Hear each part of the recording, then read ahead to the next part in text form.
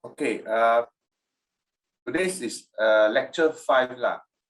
Normally lecture 5, last semester I talk about more on master planning of high-rise development. Because sometimes you have your site is quite a sizable land, and then you need to do so-called a mini master plan. This term we are working on a more of a small plot of land, pocket land. So I prepared this for your reference, because later on you'll be working on the site itself. What I define by pocket land is normally the land plot is really small, quite small comparatively. Less than 2 acres land. We call it pocket land because under the Selangor and also most of the other states planning guideline, in order to do high rise, you need the land parcel of 2 acre, okay, minimum 2 acre land. Of course, if your land plot is like 1.9, it's possible to appeal and get it approved to propose for high rise lah. But your land, if it's like more than it's less than 2 acre, like 1 acre or 1.3, then you need special permission from the authority. So there are various conditions that determine or define the planning of this pocket land, from the land itself and also from external factors such as whether the surrounding road can support your development. So this is things that we need to study and also consider. Okay.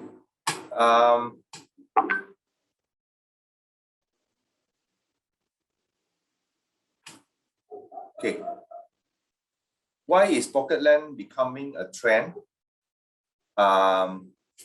Because land is getting scarce now, especially you look around KLCC and surrounding area. Most of the land have been developed or have been put up for sale for development or being developed. So the demand for inner city, of course, CBD land has always been there, mainly because developer wants to get into those land banks to develop and make some money. And there's also inner city area or suburban town center, like Wangsa Maju, like PJ. PJ is another city itself lah. PJ, there are lands like near, even at Kota Damansara, due to MRT, is also right for development. Developers have been buying small pocket land for small scale high-rise development. There's also situation whereby you have some small plots within the city area. Some of these plots were previously bungalow lands. So there's also an opportunity where developers buy over a few small plots of bungalow land, and then they start to amalgamate them. You know the word amalgamate? Amalgamate is like joining up together. So they have to amalgamate a few smaller plots to become a bigger plots for development. Of course, there are also cases where developers, they got hold of a bigger plot and then they can subdivide. They subdivide into smaller plots in the pocket plots so that it can be developed separately. Okay, so later we'll examine a few conditions of this kind of pocket land development. That is, I think, similar to your cases lah, your studio project. Okay, and then what are the limits we have in this pocket land? I think the major issue is car parking. Because of the small plots, we have to plan a very efficient parking within the land, because you cannot virtually provide parking outside your own land, right?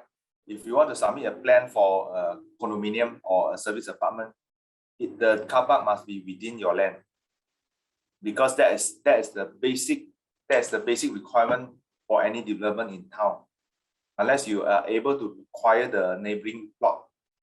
So that's why in Malaysia, where the car parking requirement is high, on the high side, you need to acquire more land to build your car parks. That's a challenge. Unlike in Hong Kong or Singapore, the car parking requirement is very low, and because they have a very good so-called public transport system. The public transport system encompasses MRT. They have buses. They have also high number of these taxis as well, taxis and grabs. If you go to Hong Kong, you walk along the major road, you just raise your hand. I think within 30 seconds, you can get taxis already stopping by to pick you up already, because the number of taxis per capita is very high in Hong Kong. So so for the development there is no requirement for a very high parking requirement, because they also expect not all the citizens will own a car. But in KL, especially like for example KL, the car ownership is very high. Like you look at any household as well, almost every working adult needs to get a car in order for their work. I think technical requirement, it could be because the land is so small, or because the land condition is not very good, the soil condition, so you cannot build too high. There's a limit to the height of the building because the soil is not good, the foundation is not good, or because it's maybe there is a setback problem, setback challenge. As you build taller, you also have all this wind load issue. So say for example, I mean technically you can design a building even on a small plot, like 1 acre land, you can build a 60-story tower. Technically you can design that, provided you have sufficient parking, your tower is the lift core is efficient enough to make it feasible, or else the building is 60-story, right? You need to have high zone and low zone. Therefore, you have to have 2 lift core, and that takes away your GFA, and therefore it makes the project not feasible. That's why your plot is smaller. Normally, you can't have really high structure because you cannot afford to have 2 lift cores within the project. Otherwise, you take away your GFA already. Yeah, so these are the technical requirements. They are all interrelated. Planning guidelines also determine your setback. So the smaller the plot is, minus half your setback line, you have problem with your maximum footprint. So I think you will face the same problem with your studio project land, where you have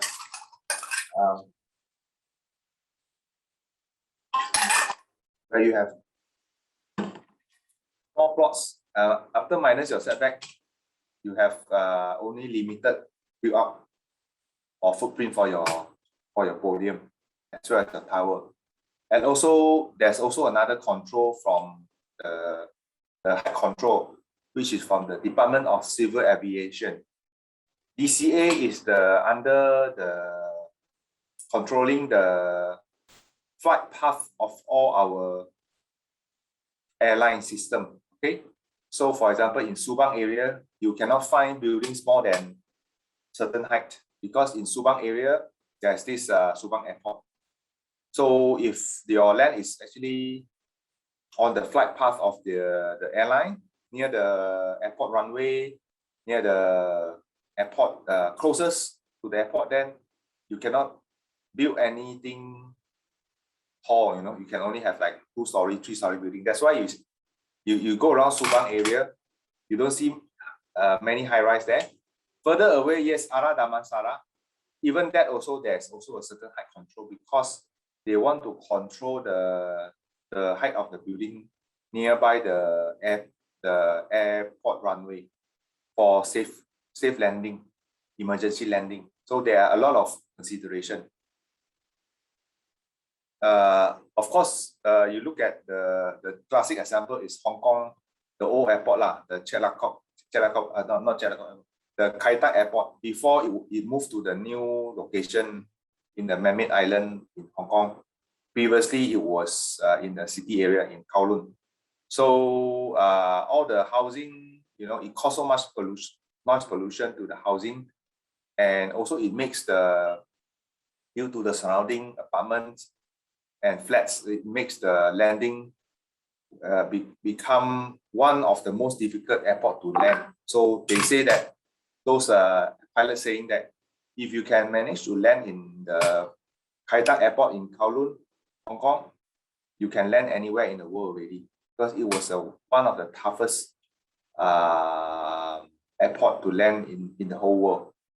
The direction, you have to come in from the Hong Kong, the Kowloon Bay, and then you have to make an angle. And then number two is that you cannot land too fast because there are a lot of high-rise there. So your building have to keep in a certain height. And then once you reach the landing zone, then you have to descend very fast.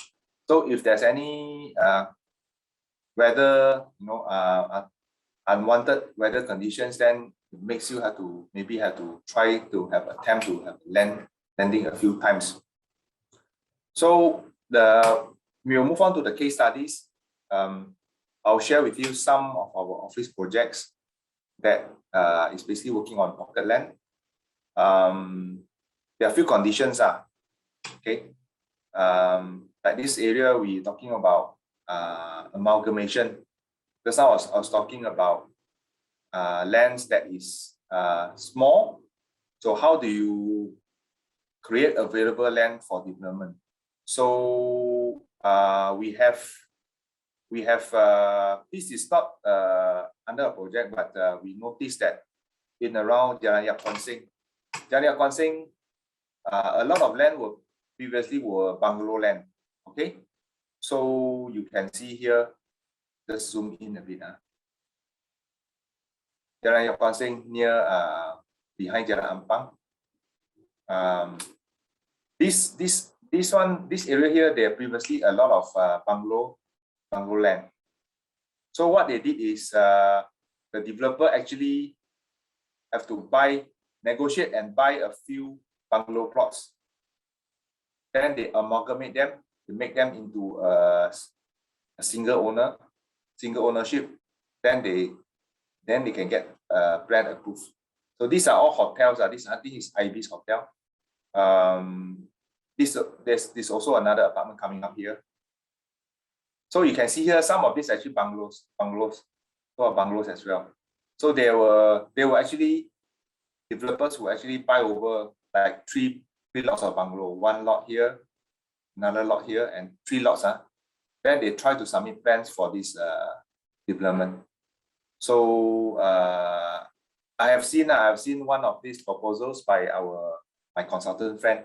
They are the CNS consultant. So they are planning like 50-story high-rise here. So because of the location, the developer is confident they can fetch the sales. Therefore, they willing to go in and do all this. Because previously these are all high bungalow, and you can see now the bungalow land. I mean, it's not nice to stay here anymore because it's surrounded by high-rise and traffic congestion. It's not used to be the so-called the Jalan Yap Kuan Seng. It used to be maybe 10 years ago. It's very near the town area, but it has its own little oasis. Now, even this river also is also built with all the highways already.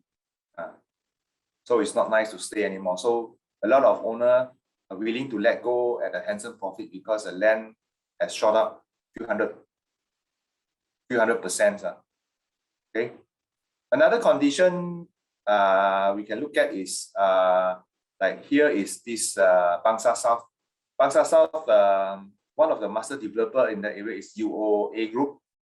They actually bought a bigger plot.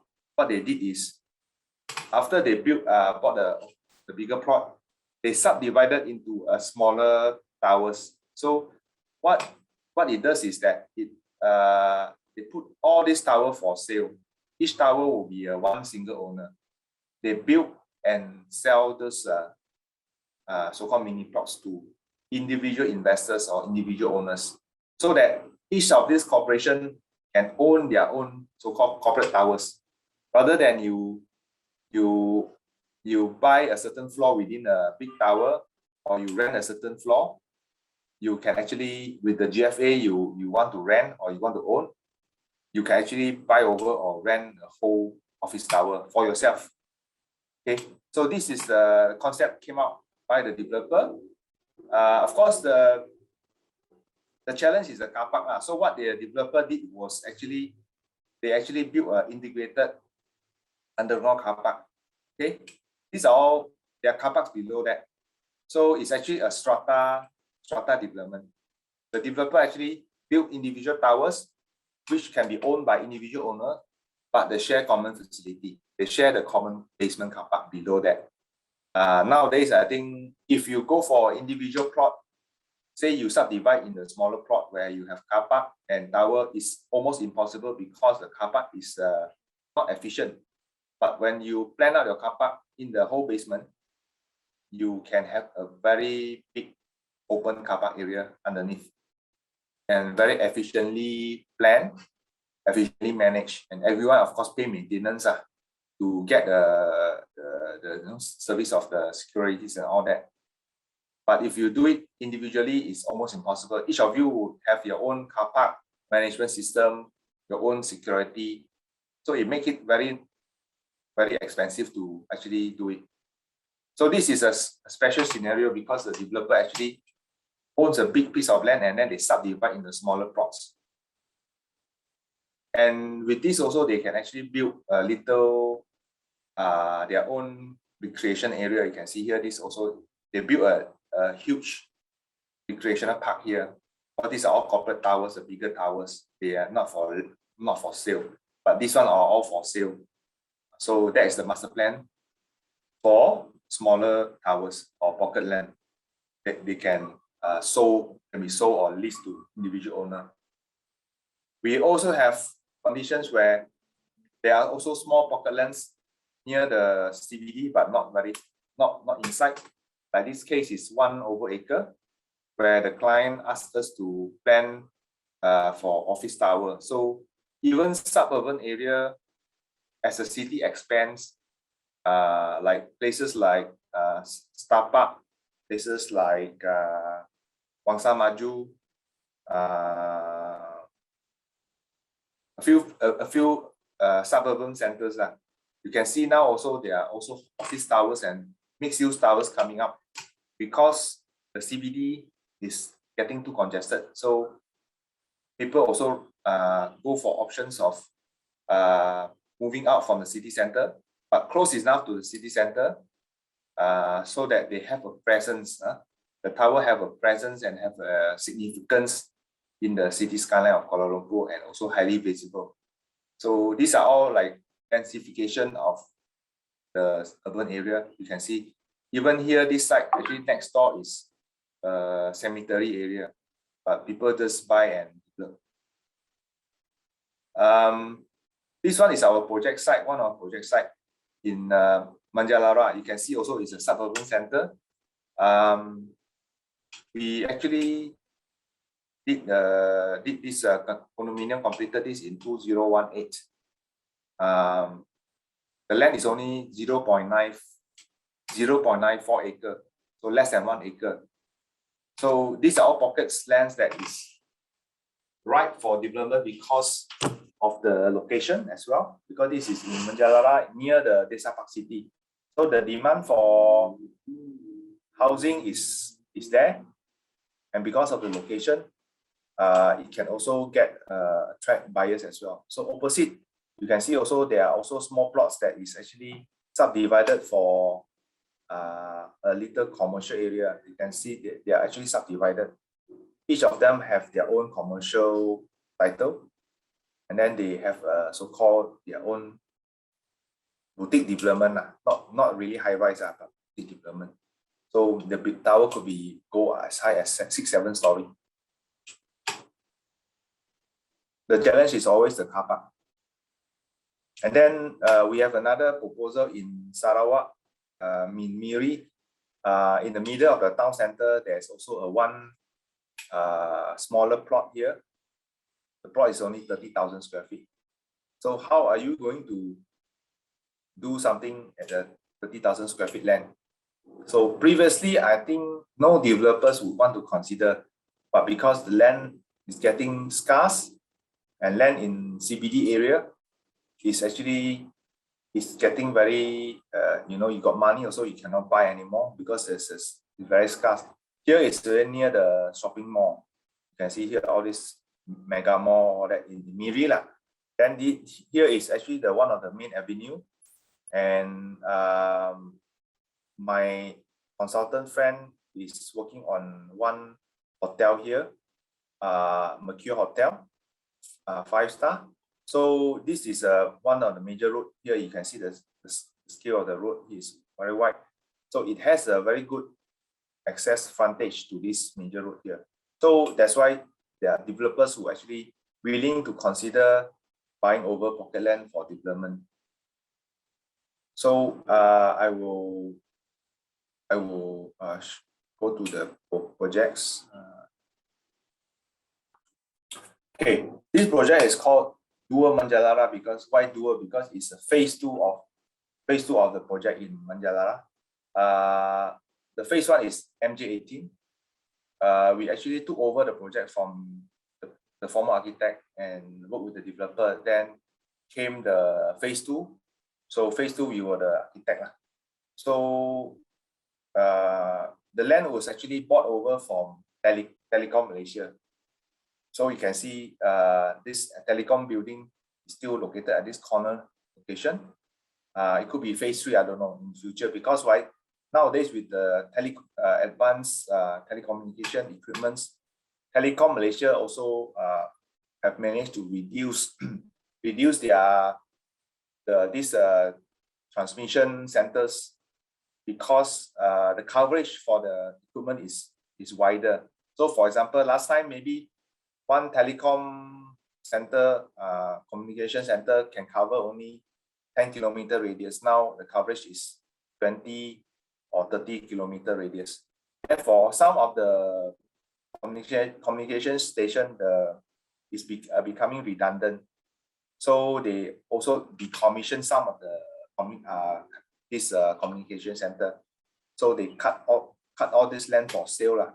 So my client happened to manage to bid for this land and then put up a development. So it took us a long time to get the DO approved, because the land is, like I said, is very small, in only 0.94 acre. So it took us 4 years to get the planning approval for the DO. And then 2012, 2013, we started design and planning, and then completion in 2016.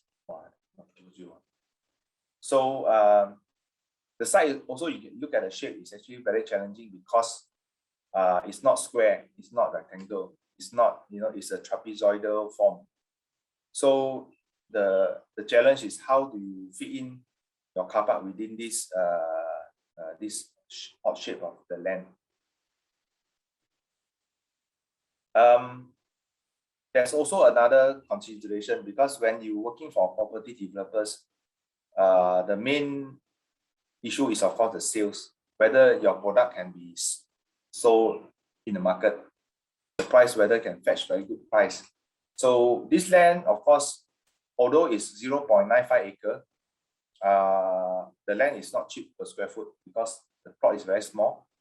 And also, in order to develop this, we have to put in a car park, a basement car park, because the site is actually sloping. You can see here the section.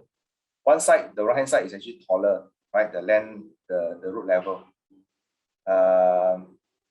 is taller here, but here is actually lower. The side actually is sloping down like that.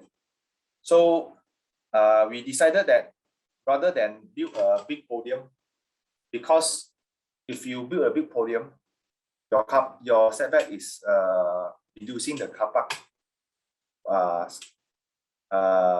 footprint. But if you go for basement, the setback for basement is lesser. It's only 2 meters. But you go for podium, the facing the main road, you have to have 40 feet. That means it's 12 meters setback. But if you build at the basement, you only have to have 2 meters setback. So that makes our basement car park more efficient to fit in more cars. With 3.5 story, we can fit in the car park's requirement for all the units. If you go for podium, you probably have to build 6-story podium because of the setback requirement. You understand that, right? If I go for podium, that means due to setback requirement, my car park, I have to go for 6-story easily. But if I go for basement, I can 3.5 story, I can settle because my car park is bigger. It's more efficient as well. So that's why that's how we came about in designing the basement car park. Although it's more expensive, okay. And then the challenge also is that if you do all typical units, you may not get the sales you want because you cannot get the total sales you want because you can only sell, like say for typical unit 1,003, 1,004 square feet, 3-bedroom. The sales maybe is say 500 per square feet, so it's about 600 plus per unit. But if you, because this project is a purely residential, you have your density control. You can only build 100 units per acre, right? So our land is actually 0.95. So we can only build 95 units. So you work out these figures, you multiply by, if it's 95 units, multiply by 650,000, you only have about 50 million GDV. But your land cost is already so high, your basement is already so expensive. So how are you going to get your extra GDV? So we came up with the idea that we actually build not just conventional unit, we're not just building typical unit. About 60% of the unit are conventional unit, 60% are conventional unit. We have also extra units that is actually extra size. That means they are duplex, they are deluxe, they are duplex penthouse. So you can see here from the lowest floor, first floor until the 10th floor is all typical units. So we have all the yellow, this one is typical units. That means 6 units per floor, okay? All typical units. Of course, within the typical units, there are also big units because this is facing KLCC area. This is facing Desa Park City. This is facing Kepong and Genting. So each of the units have their own specific views as well for sales. But as it goes higher, the units become larger. So here we have duplex. We develop into double-story duplex. And above this mid-level, we have this greenery area. We have deluxe unit. You can see here is only 1, 2, 3 units only. Okay, although here is also 6 units because it's stacked up vertically. This one is actually expanded horizontally. That means the 2 units combined into 1 big unit, deluxe unit. So in normal case, these were actually penthouse unit, but they are not. In normal case, in the condo development, these are actually duplex and deluxe are actually like a penthouse already. But we are not making a penthouse. The penthouse is even more so-called luxurious because it's actually duplex and it's also have a bigger footprint. It's actually a deluxe double up. So it has its own swimming pool on top of everyone. Each of these deluxe have its own swimming pool on the top. So this project has 4 swimming pools, 1 common swimming pool, 3 private pools for these 3 penthouse units. So you can see here, once we expanded the units, to larger units, we actually expand the tower height as well. And also we increase the sellable built-up area by 50%.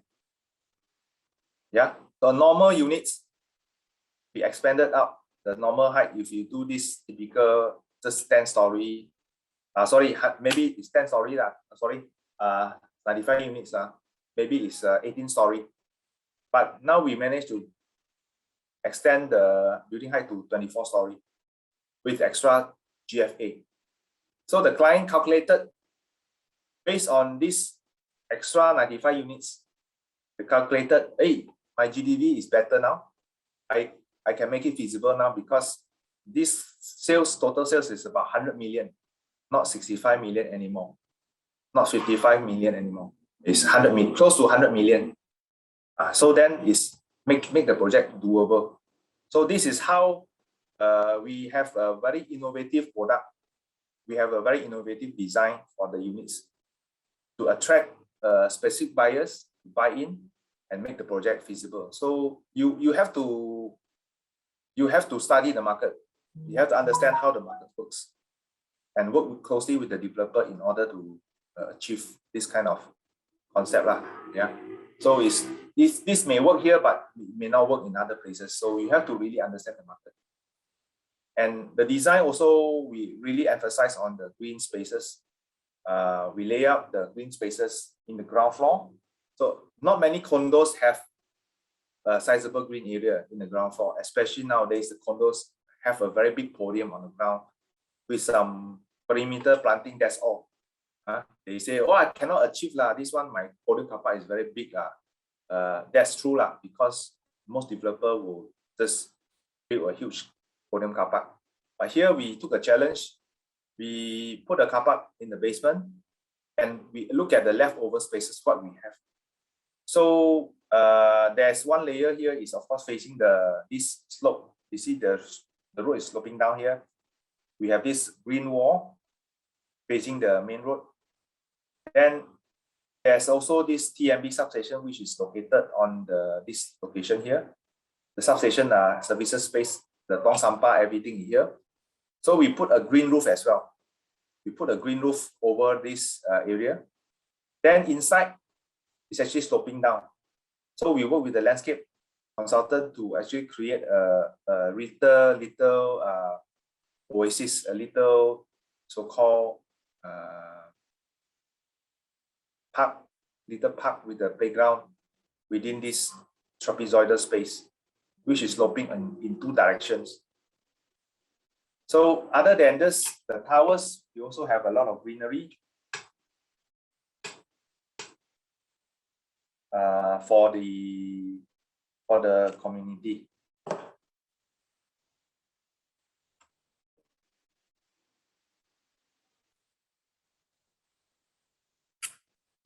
Okay.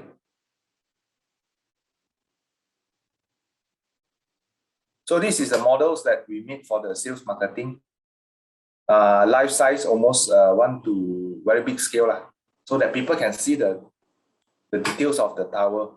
And we spend a lot of time on the tower design as well. It's not very conventional because the common areas or the common facility are located at the mid-level. It's not on the ground. Most of the condominium, their common facility is located on the podium, but we don't have a podium here. So that makes the tower very elegant looking, because as you approach from the road, as you approach the building from the main roads, you don't see the huge podium. So the tower sits elegantly on the ground. And then so therefore the ground also, you can see here the lift lobby area, we have only greenery. You don't even see the car park at all. And then all the common facility are located at the mid-level on the 17th floor, which is 2 double volume space as well. Trying to show this. Okay. We have this ground floor area, which is the drop-off area and the perimeter landscape. Then we have also pocket garden. The tower is basically it's like 2 slim tower because they are connected in a very loose manner. doesn't have a very strong, heavy structure linkage between the two towers, except for some mid-level. They have some pocket gardens just for bracing, structural bracing, and a linkway corridor for the. This is 4 units here, and then 2 units are facing the KLCC area. So these are the mid-level facility. The pool is there, the gym, the multi-purpose hall, the management office. Everything is located on the 17th floor. So we leave the ground floor all empty for recreational and landscape. So it's very nice because once you arrive at the site, you actually don't see any cluttering of management office store all that. You don't see anything. It's all just greenery and landscape. And we also orientate the unit to have to maximize the views. Of course, the best is towards the south, towards the KLCC. Towards the east, you see the Kepong and Genting Hill Range, the Ampang Hill Range, and then towards the north, you can see Desa Park City. So it's a semi-D unit in the sky, so we maximize natural lighting as well. All the units, all the rooms have a view towards outside, not like the typical long corridor type of this apartment where you have units facing the airwell. So this is the construction of the basement. The challenge is also, you can see here the depth of this retaining wall here. So we have to build a continuous ball pile, and at the 2 sides, okay, 1 side, 2 sides, almost 3 sides, to actually retain up the earth. So we have to build down into the basement. Then only we can start going up. So these are also challenges because it took us longer time to build a basement car park rather than a podium car park. Cost is also higher. So these are the ground floor landscape area. You can see on the top view as you arrive at the lift lobby. Generous space, like a resort. It doesn't feel like a typical condo. It's actually like a resort. And then this area, the photo at the bottom is actually the green space above the TMB substation. We managed to put up some green space and provide additional recreational area for the residents as well. So you see the tower sitting in amongst the greenery. So it's a very different feeling from the rest of the development. And this is the pool view of the 17th floor on the top. So the pool actually located at the sky, 17th floor, overlooking the KL skyline. And the left, you will see the Genting Hill when the sky is clear. And this bottom photo is actually showing the penthouse pool, the penthouse, exclusive penthouse private pools. So each of the penthouse would have their own private pools. So considered very luxurious. This is the photo of the completion. I think we got somebody to take a drone shot in 2018. So you can see the tower sitting very elegantly at this 0.95 acre land. Next to it is actually phase 1. Phase 1. So we also coincide the common area with the penthouse area. So the penthouse residents, they view out, they can actually see our common area with the pool and some greenery rather than you view into somebody else's units. Okay, so that's also try to build a relationship with the surrounding context. When you looking at the scale of the building, the sight lines and all that. So we also try to avoid face-to-face view. The unit here also actually facing KLCC like the rest of the unit here. Is also facing KLCC. This side is actually the view towards Desa Park City. So now, as you see, there are actually a few more towers already because Desa Park City is booming now. Some photos of the construction. During the construction, you can see the site actually sloping down. So we built the substation and this additional slab on top with this green wall feature, the base RC structure. Then we build on the metal framing for the vertical landscape. This is the terracing slope area we did for the green space, which is sloping on 2 directions. So we build up the terrace area. So residents can actually have a walk around this area anytime they like. and integrated with the playground. So we have a playground which is located on the ground because I feel that the kids still want to run around, let them run around, let them do some climbing here and there. But the tower, the mid-level is more for the recreational facility, like all those typical condo facility you have. Okay, that's for the Dua Manjalara. I will share another project. Altogether, there are 3 projects. This plot is very challenging. It's only 30,000 square feet. And just now I show you the location, right? It's actually located in surrounded by the commercial area. Yeah, this one is the plot surrounded by all this commercial area on 4 sides. So the challenge is also to how to, there's no back of house, because all 4 sides are actually facing other people's shops.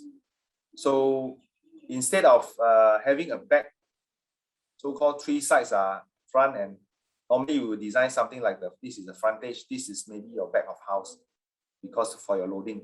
But instead of having a back of house facing the main road, we actually built a internal service road in between the 2. Even at the 30,000 square feet lot, we can manage to also fit into so-called 2 adjoining tower blocks.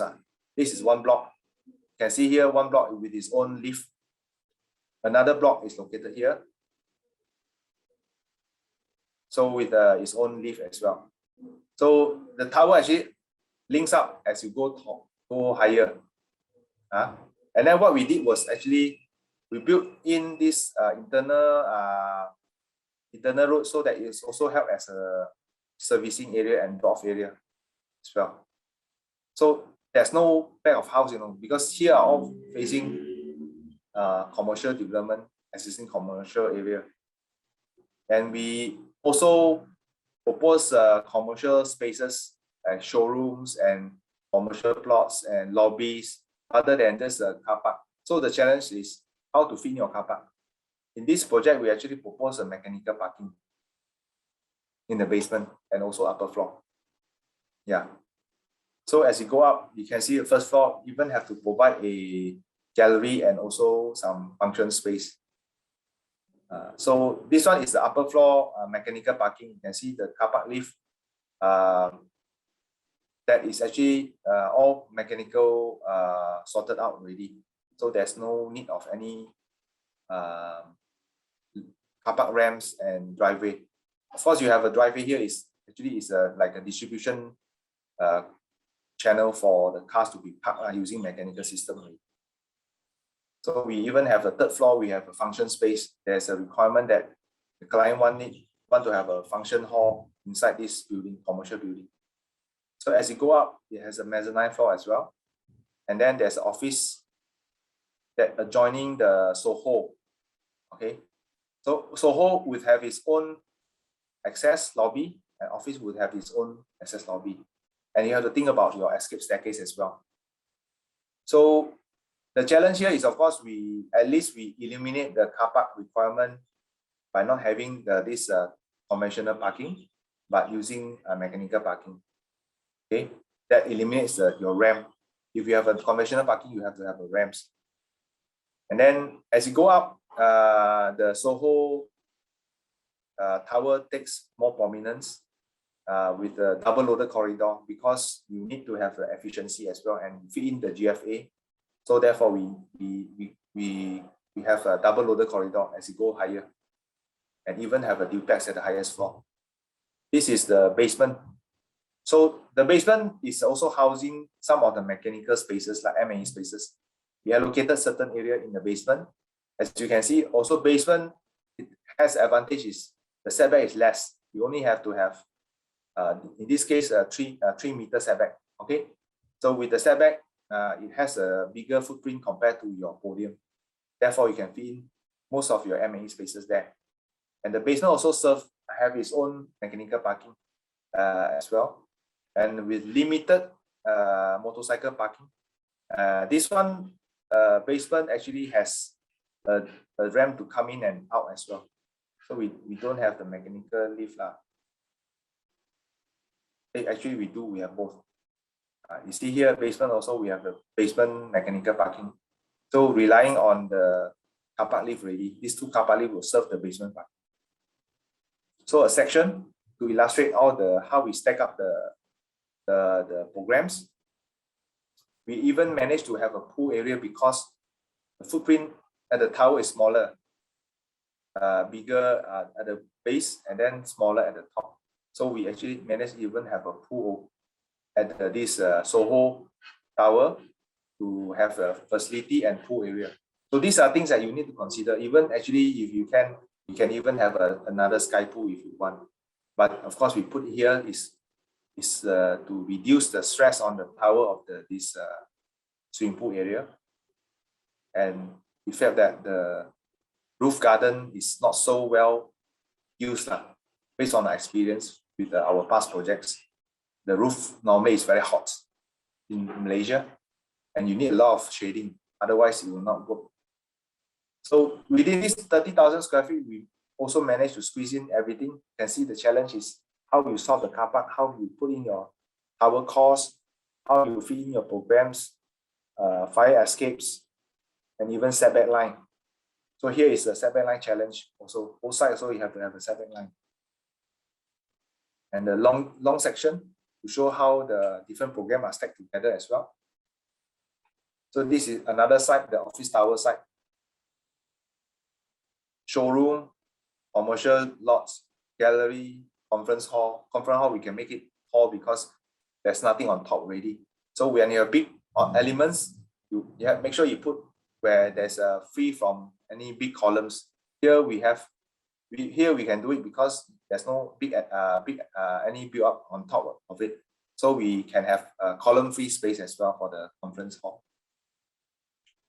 I'm going to show you some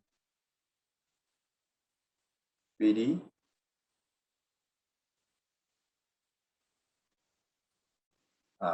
So from a basic formal planning, functional planning, we also have to make it look sexy, even a small site like this. So we came up with the idea is a S tower because the client is related to the Sarawak State Agency. So Sarawak, so we use the S as the inspiration for the facade, S tower.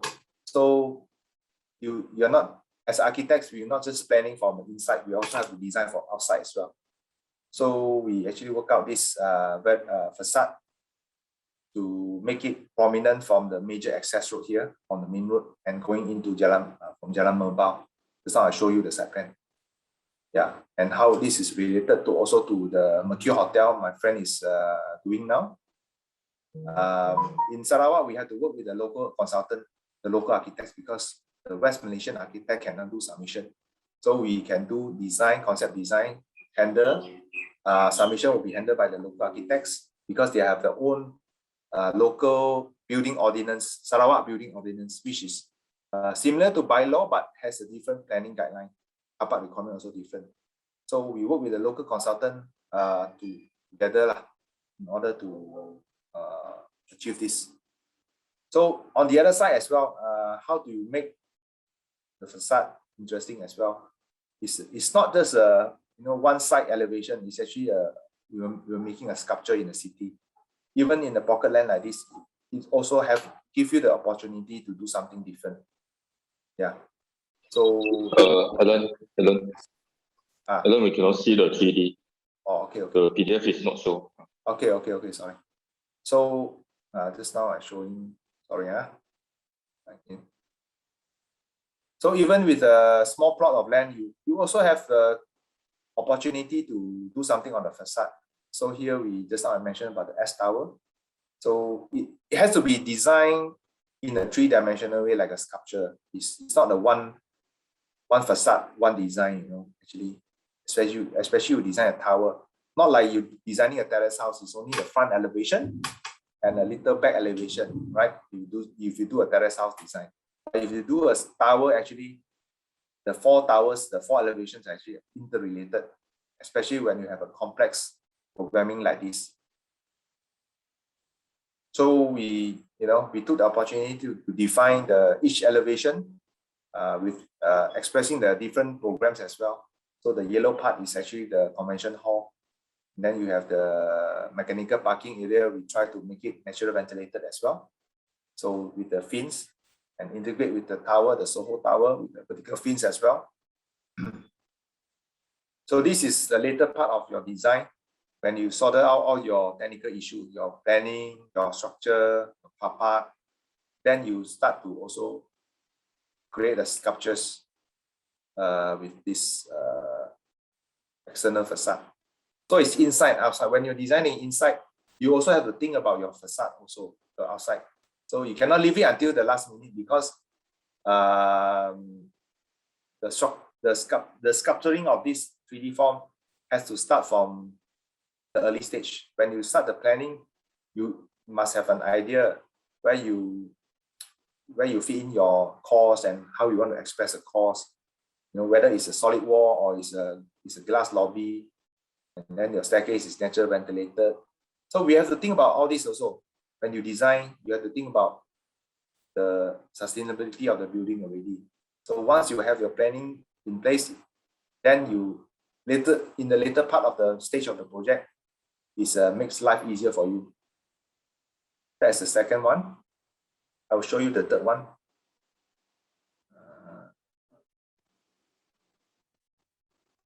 Third one is actually another proposal that we did for client. Not sure whether we will take off.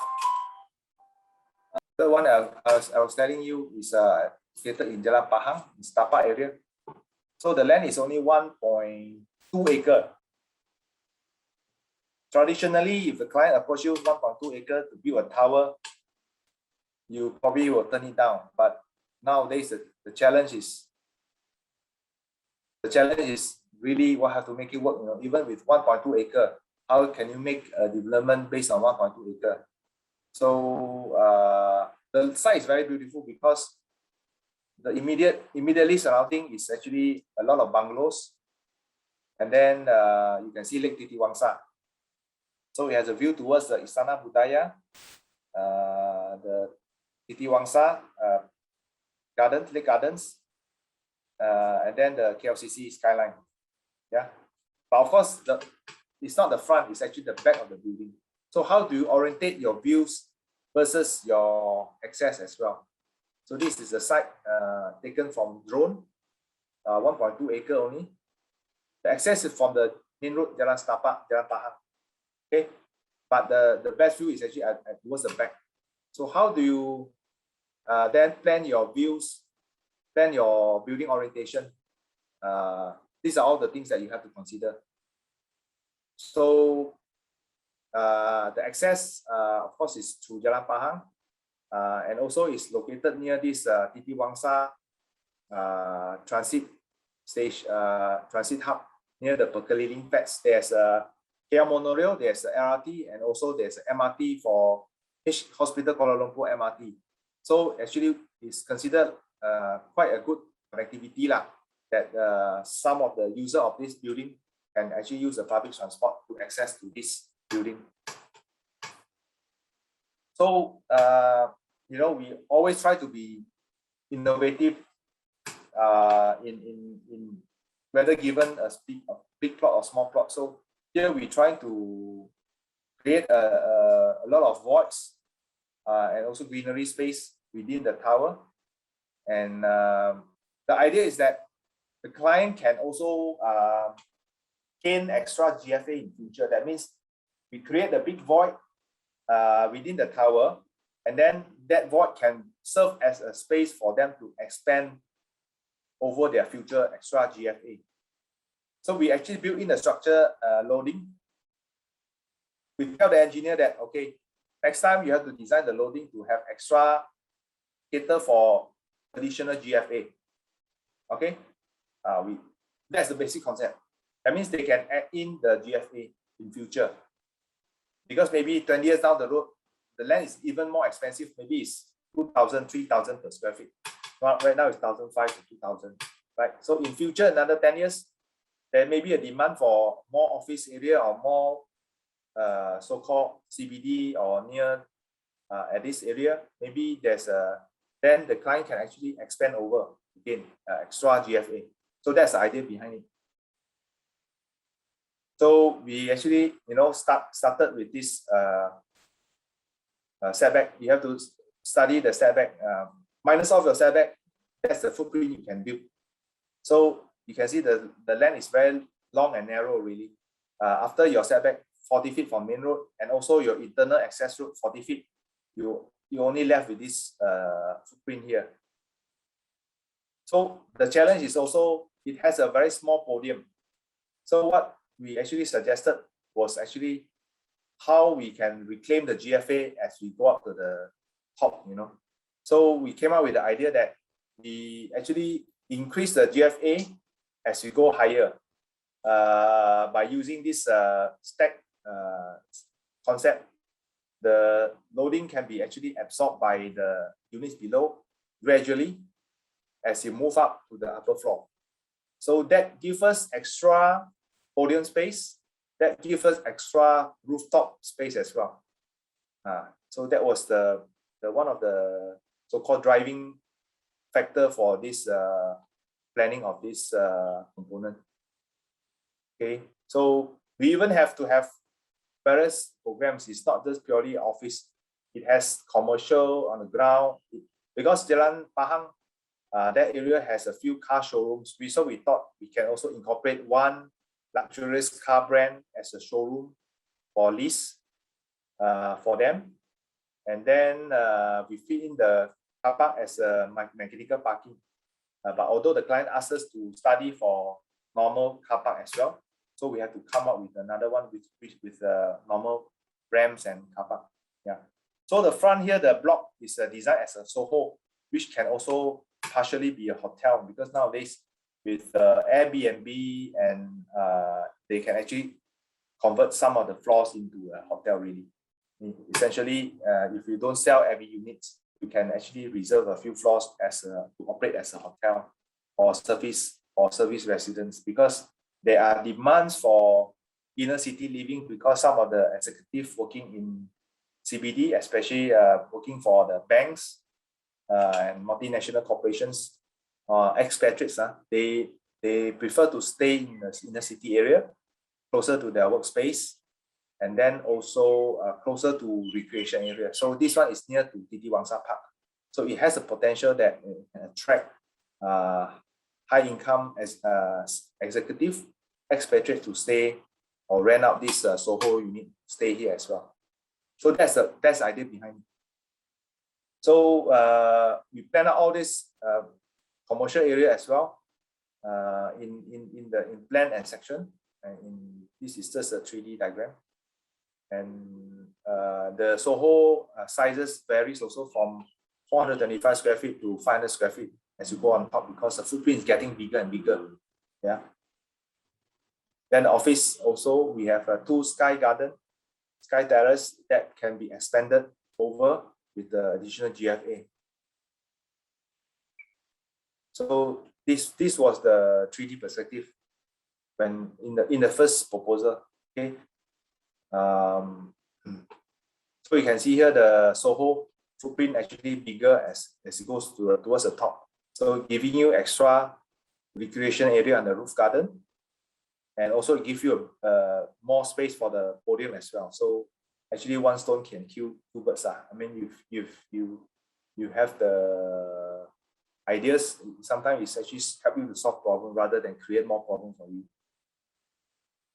So this is the view from the street. Of course, it's important also to how to address the street. So I think this one gives a very nice impact towards the passers-by driving through this Jalan Pahang. Currently now is quite boring because all the buildings there are not very well designed. So this I think will give a very nice visual impact to those driving past Jalan Pahang towards the Hospital Kuala Lumpur area to work in CBD. They will go through Jalan Tun Razak towards the CBD area.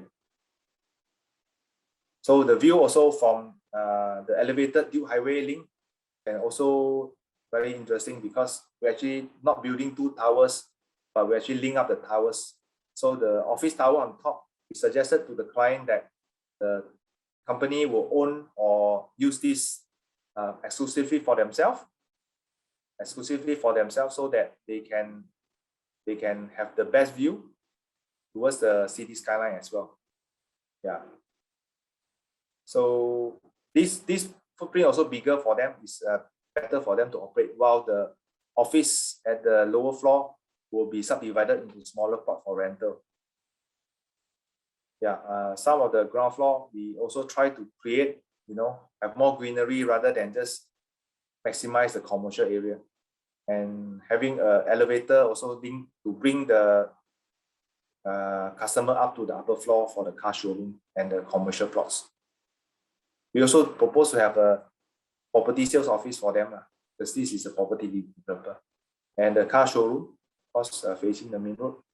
So the recent plan was that we actually replan it so that we have the car park ramp. Previously, I was saying that we only have mechanical parking. So we actually have, in the latest plan, we actually plan out integrate with the car park ramp so that it has it's a normal parking now. Here we also try to link up, the main road here, people coming from the bus or drop-off area, the pedestrian, how they access to the site. So we will have a little so-called greenery and pocket garden to lead people towards this central drop-off area. So from the central drop-off area, then they only access to the lift lobby on both sides. So of course, greenery, we have some reference just to give them an idea. We often don't use reference as our design inspiration, because I always tell my team, you don't copy people's idea. You actually start with your own idea. When it comes to design development, then you can refer to some as you see fits and relevant to your project. Okay, it's not taking a reference and use it as a kind of point of departure for your design. It should not be that way. You have to have your own genuine idea first. So the showroom, of course, nowadays is very junky lah. Nowadays, the showroom can be very nice. So we just bombarded them some nice car showroom so that hopefully they buy the idea and then they can get some luxury car tenant to occupy the best frontage. Because property developer, you don't need a main road frontage, right? Or those with main road frontage is probably those retail space. So we have some F&B as well, so that we can cater for the F&B for requirement for the tenants of this office and the Soho as well. So you can see the car park is not very efficient, but as you go up, at least we can get in some fit in. It's not very pleasant to park. Yeah, there are some dead ends here and there, but we try to fit in even without mechanical parking. You can still fit in I think this is 5th floor up to 7th floor. So this higher floor, we actually propose to have double-story parking as well, so that it's more efficient. So this also can be served the developer office with the car park attendants. All the staff can park here rather than having another floor up. So we had to work with the innovative, some of the innovative or available technology you can get in the market. And then ballrooms area, the fitness center, which has the best view. So this is from 8th floor. From here, you can see the Titi Wangsa Lake already. Yeah, I'm talking about the highest floor. Since we have the transfer slab, we can actually raise the floor to floor height for this car park to cater for only specific for the office tenant. Of course, residential is very difficult, but it's not impossible.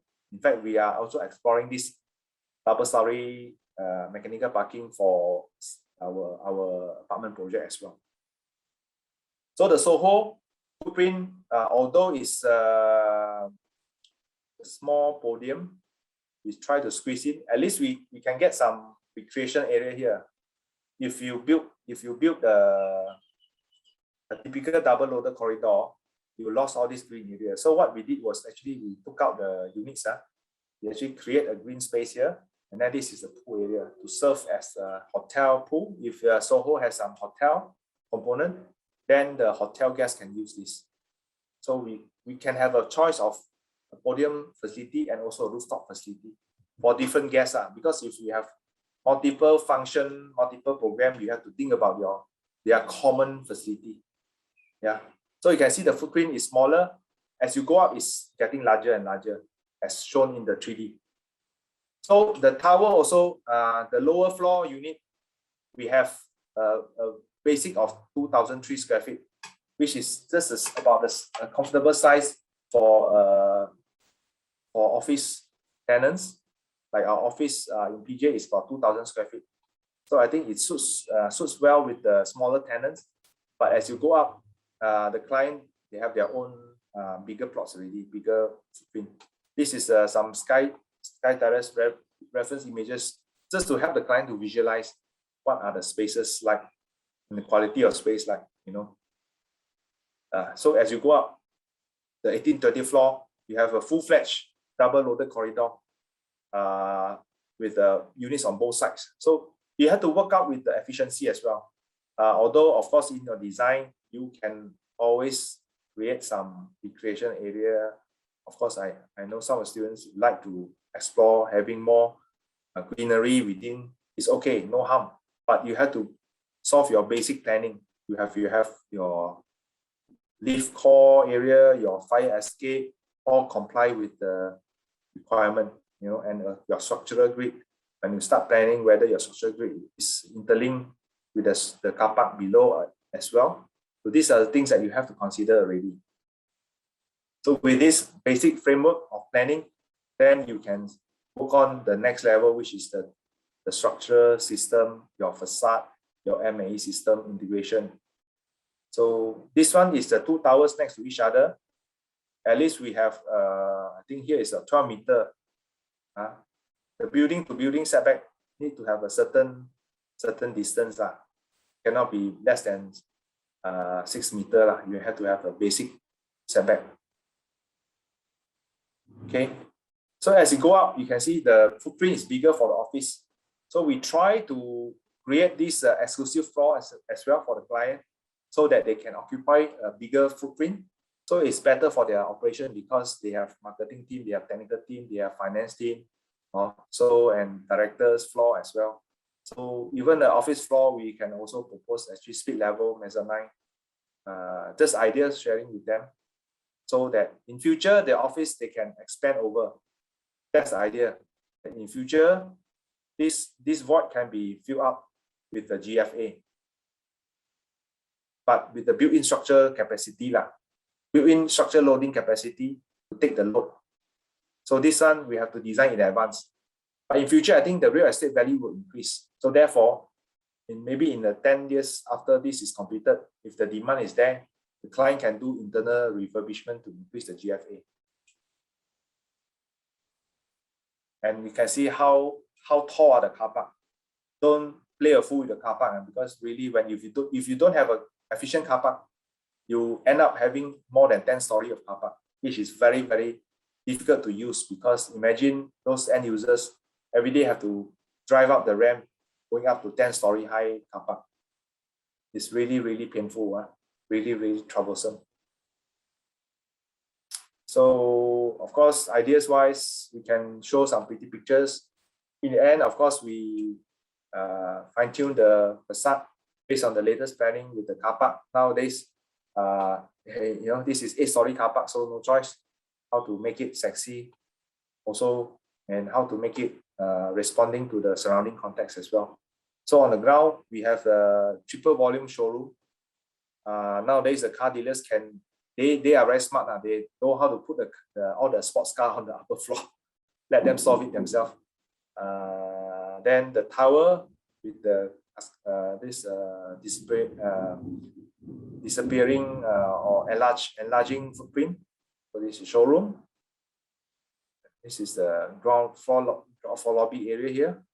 So the tower with the two Sky Terrace opening voids, and then they can be closed up or reduce in future. Of course, corporate logo, you have to sell some ideas to the client as well, because that's their corporate tower, right? So that's the so-called end product that we propose. This is the view from the Duke Highway link. So although it's very dense, I think we still managed to, introduce some nice greenery within the building in different locations, so that all the end users have access to some green spaces, whether they are working there, they are living there, they're staying there for short term. I think all of them have access to greenery space, which is nice. I think nowadays with the COVID-19, you can see how people are very stressful, locked down in their residential area, where they don't have any access to green spaces. So I think the role of the green spaces is getting more important, and we have to acknowledge that in our design planning. Okay, so some of the interesting view, we also create some vantage point from the podium looking up the office tower with the so-called the viewing deck on top there. Then this one is the green space dispersed. Try to break down the form of the tower rather than just have a solid tower. And some views from further away, trying out some views from the river, from Titi Wangsa. You know, people jogging around the Titi Wangsa, they can also have suddenly they discover one interesting tower popping up nearby the vicinity of the area. So this is the aerial view. So I think with this also, this creates additional recreation area that I think if you are working out in a studio in a 2-acre site later on, I'm sure you have also a lot of opportunity to explore that theme. Yeah, this is the staggering effect pattern. One is more regular, one is more random. I think better work with the regular. I think it's good enough if you can achieve that.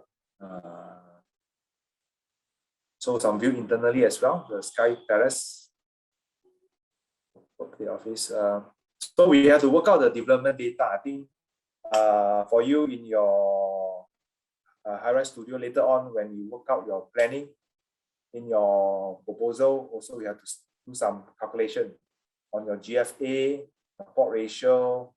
So here the target is plot ratio 6. We managed to achieve 6.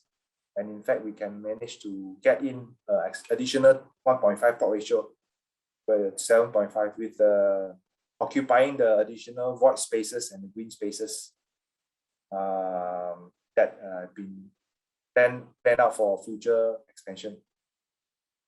Okay, so I'll stop share. Okay, we'll go back to the lecture. I think that's end of my sharing.